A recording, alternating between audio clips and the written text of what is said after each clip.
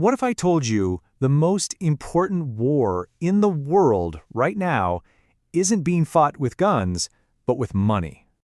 No soldiers, no missiles, no breaking news alerts. And yet, this war controls your job, your inflation, even your future. Right now, behind the scenes, two superpowers, China and the United States, are locked in a slow financial battle worth trillions of dollars. And the scary part? By the time most people realize who's winning, it might already be too late. Chapter 1. The Setup. Let's look at exactly how this financial war started. So, to really grasp what's happening today, we've got to rewind the clock a bit and look at how these two global giants got so deeply tangled up in the first place.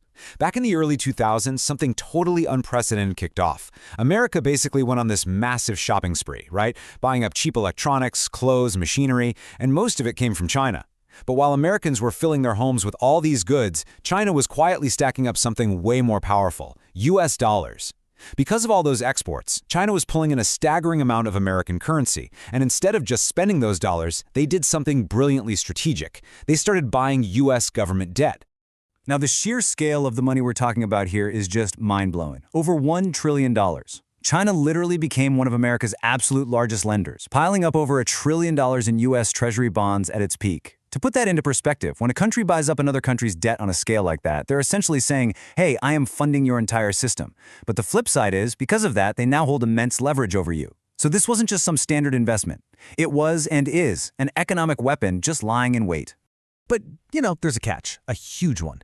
If China ever just decided to dump all those bonds at once, it would absolutely send shockwaves through the entire American economy. But here's the ultimate twist. Doing that would severely hurt China, too. Why? Well, because their own economy leans incredibly heavily on selling goods to American consumers. If the American economy crashes, American wallets close up, and suddenly Chinese factories stop running. So both countries essentially lock themselves into this tense, strange stalemate. It's a situation where hurting the other guy mutually guarantees you're going to hurt yourself. Which brings us to Chapter 2, the Trade War Era: Escalation and Retaliation.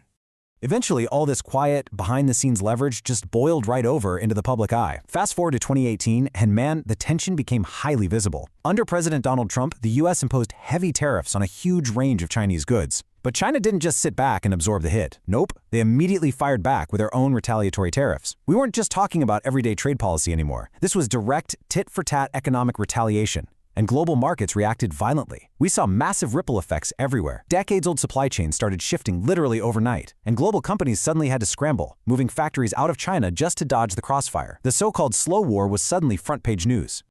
All right, Chapter 3, the Tech Battlefield, Controlling the Future. Because, as it turns out, that trade war was really just the opening salvo. Today, this conflict has completely evolved into these intense new battlegrounds: artificial intelligence, semiconductors, and global data. We're not just arguing over who makes the cheapest smartphones anymore, guys. We are talking about who writes the actual algorithms that will run the next century. I mean, advanced chips? They're essentially the new oil. Whoever controls these absolutely critical technologies is the one who ultimately controls the next era of the global economy. And right now, these two superpowers are playing the board very, very differently. The U.S. strategy? It's gone heavily defensive. They are actively restricting China's access to the most advanced chips, and even restricting the equipment needed to make them. It's a highly calculated move designed to slow them down. Meanwhile, China's strategy is this massive, full-throttle offensive push. They are pouring untold billions of dollars straight into their own domestic industries, aiming to become entirely self-sufficient. Basically, they want to ensure they never have to rely on American tech ever again. It's a super high-stakes race, and honestly, second place simply isn't an option. Now we hit Chapter 4, the Currency Rebellion, the dollar under threat. Now listen up, because this is perhaps the absolute most critical part of this whole explainer. The very foundation of American economic dominance is under direct threat right now. For decades, the US dollar has been the world's reserve currency. And that status? It gives America an almost insane level of geopolitical power. It allows the US to print money way more freely than other nations. It gives them this unique, incredible ability to economically sanction other countries, literally cutting them off from global banking. Plus, it grants immense influence over all global trade. It is, for all intents and purposes, the ultimate financial cheat code. But China is actively trying to change the rules of the game here. They are aggressively pushing for international trade to be conducted in their own currency, the yuan. They're out there building global alliances and creating entirely alternative banking infrastructure. And this is specifically designed to bypass the US banking system, systematically reducing the entire world's dependence on the dollar. Think about it. If this massive shift ever truly succeeds, it could permanently weaken America's biggest, most untouchable financial advantage. Which leaves us with our final chapter. Who is actually winning? The long game. So, we've looked at the debt leverage, the trade tariffs, the tech restrictions, and this escalating currency rebellion. When we tally all of that up, who's actually coming out on top? Well, the honest answer is, right now, nobody is decisively winning. At least not yet. The United States still firmly dominates global finance, holds the technological high ground, and wields completely unmatched military power. But China? China is rising incredibly fast. They are strategically building physical infrastructure across multiple continents, they're aggressively expanding their geopolitical influence, and they are slowly, methodically reducing their reliance on the US system.